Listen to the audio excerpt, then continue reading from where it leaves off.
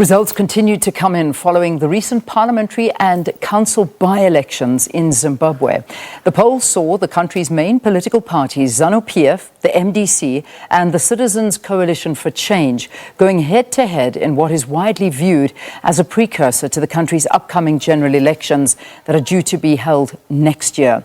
Currently, the ruling ZANU-PF controls Parliament with a two-thirds majority, but a man determined to change that is Nelson Chamisa. He is the leader of the newly formed Citizens Coalition for Change, and we are hoping that he will be able to join us in a couple of seconds' time. We had him online, but it looks like that we may have lost that connection. He is joining us live from Harare, so we should be able to get that connection up and running and have a conversation with him. So the opposition leader, as you know, is seen as the most formidable challenger to Mnangagwa. He formed a new party, that's Citizens Coalition for Change, that's the CCC, and that was 3 months before the by-election. We have him now. Looks like we're back with him, so let us get into that conversation. Good to see you, Mr. Chamisa. Thank you very, very much for your time.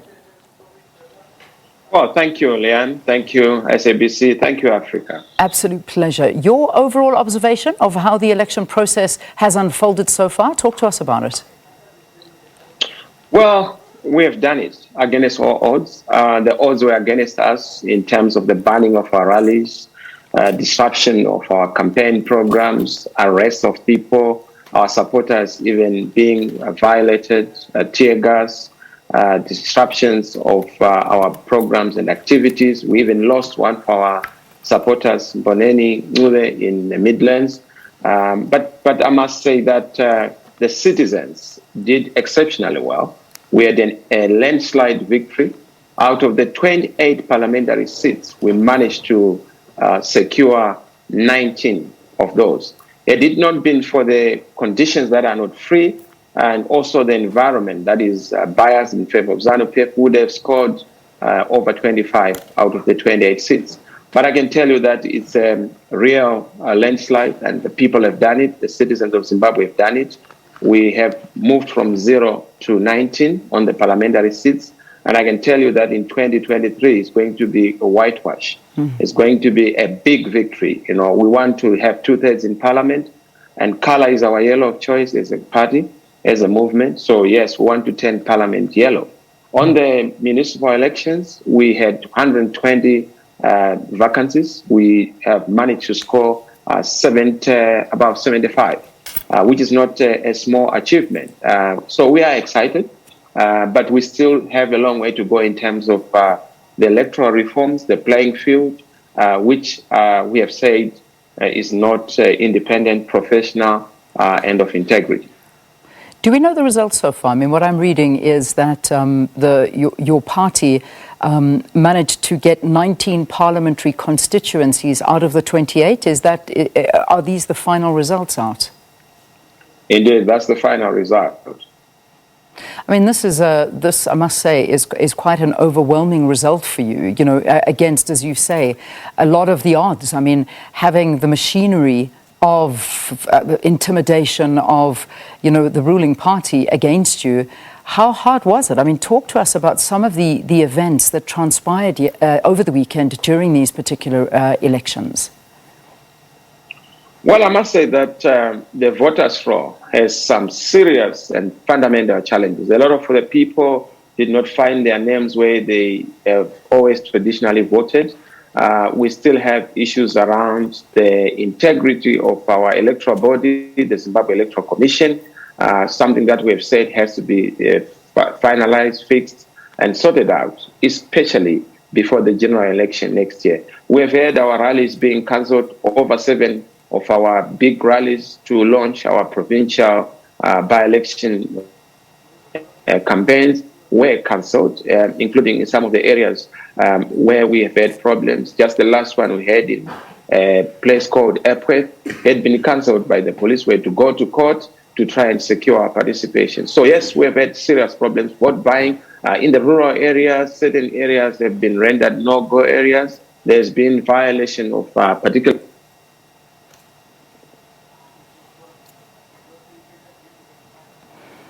All right, seems like we're losing that connection there with Nelson Chamisa. He, of course, is from the party Citizens Coalition for Change, talking to us about the by-elections that took place over the weekend in Zimbabwe, and also I suppose, what many are calling a precursor to the general elections that should be taking place in that country. But Advocate Chamisa here on the program giving us those results, saying that of the 28 areas that were up for grabs, they managed to secure 19 parliamentary seats, and this is really a big one.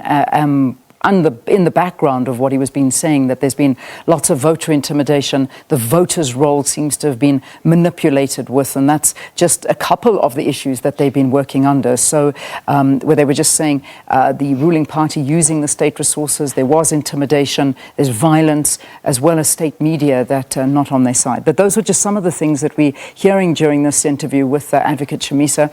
Looks like we've lost him, unfortunately. I really was looking forward to having a little bit more of that conversation with him, but looks like the connection is just not on our side this morning. So we'll obviously have to get back to it if we can at any stage this morning.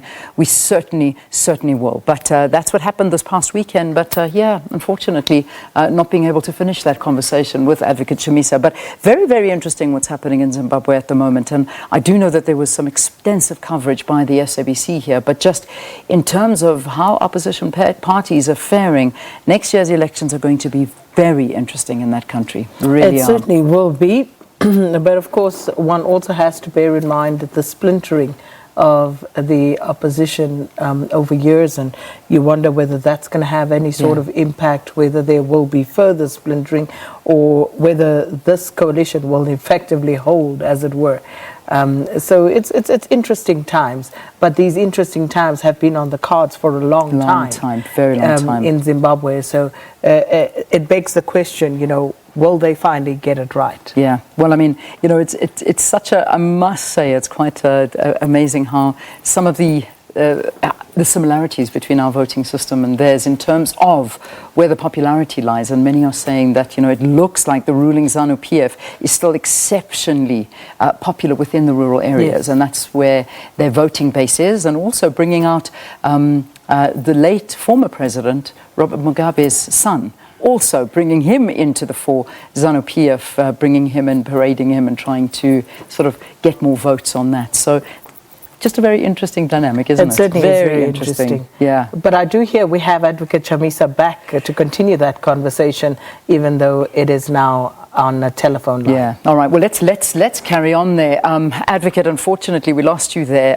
with your connection, but I'm glad that we've able to get you back on the line. So, Advocate, in the middle, you were busy talking to some of the big concerns that were raised and some of the things that were perhaps not too good during these elections with regard to voters' roll, with regard to intimidation and other concerns. Perhaps talk to us about this, and also voter turnout. How was that? Well, thank you very much. I must say that in the villages, in the communal areas, in the countryside, people are literally held captive. They are literally subjected to terror and intimidation. In fact, exercising the right to vote is almost equivalent to inviting hazard and risk to your life. People get their houses torched and burned down, properties destroyed, and even their lives put in jeopardy on account of them expressing their view. Food has been weaponized as a political weapon. People cannot have access to government programs unless if they are card-carrying members of ZANU-PF. So almost keeping those zones no-go areas for any other alternative view. That has continued to be a problem. Traditional leaders have been asked or commanded to commandeer people, march them into the voting booth and asking them to pretend that they cannot read or write. And then, of course, they have to be assisted in terms of our law if somebody is not able to read or write on or by themselves. That has been the problem.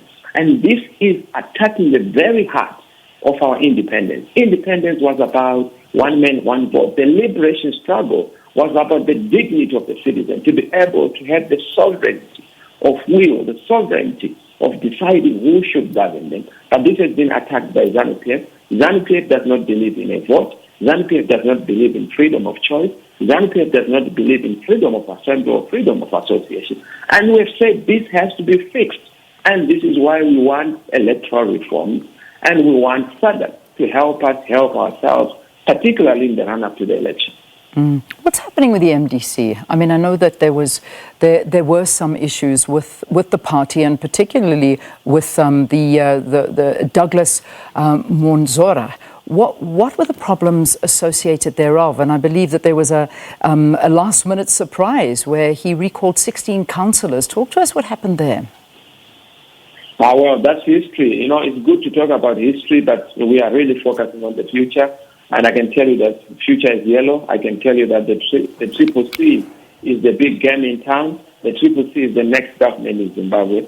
So, yes, it's good to talk about the dead, but only to the extent that we are honoring the past. But, you know, they are not part of what we are doing and where we're going. So, history is history. The future is Triple C. The present is Triple C. We have done it under difficult circumstances, and we'll continue to shine. And we want to thank the citizens of Zimbabwe, in and outside the country, for continuing to be steadfast, resilient, and very, very, very focused and steadfast under very difficult circumstances. And victory is certain. Change is coming, and change is an idea which can come. So for you, you're saying MDC is history, it's not part of the future. It's literally a two-party race at this point in time, is what you're saying. But it's still within Parliament. I mean, Monzora still holds that opposition party seat. Well, that person you're talking about is only holding what does not belong to him. In 2018, I led the charge as a presidential candidate. We won the seats that we did.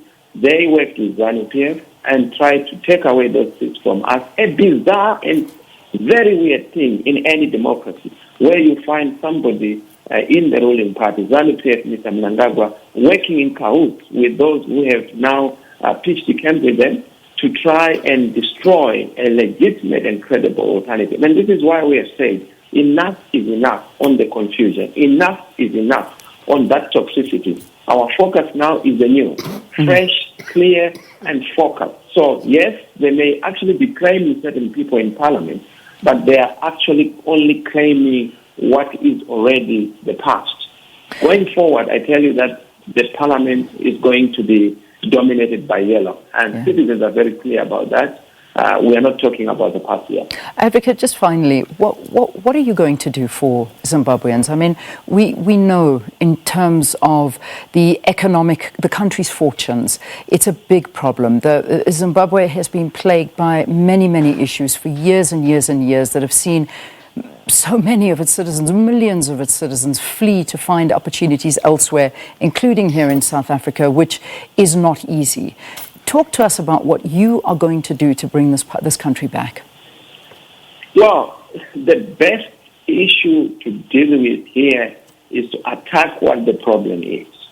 Whenever you want to cure a disease or fix a problem, go to its roots.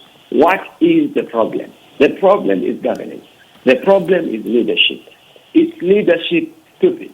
What we need to fix in Zimbabwe is a crisis of governance, a deficit of governance, the scourge of illegitimacy, disputed elections. What I'm putting on the table for Zimbabwe is a credible leadership, a very accountable leadership, a leadership that is based on an alternative model that respects the citizens, putting the citizens first, citizens back at the center, restoring the dignity of the citizens, restoring the happiness of the citizens, restoring the opportunity of the citizens, restoring also the honor that has to be bestowed on our liberation struggle. We are building on the foundation of the liberation struggle to have good governance, changing the culture of governance in Zimbabwe, making sure that we are accountable, dealing with corruption comprehensively and definitively. The biggest problem in Zimbabwe is that corruption has pervaded every sector of our society.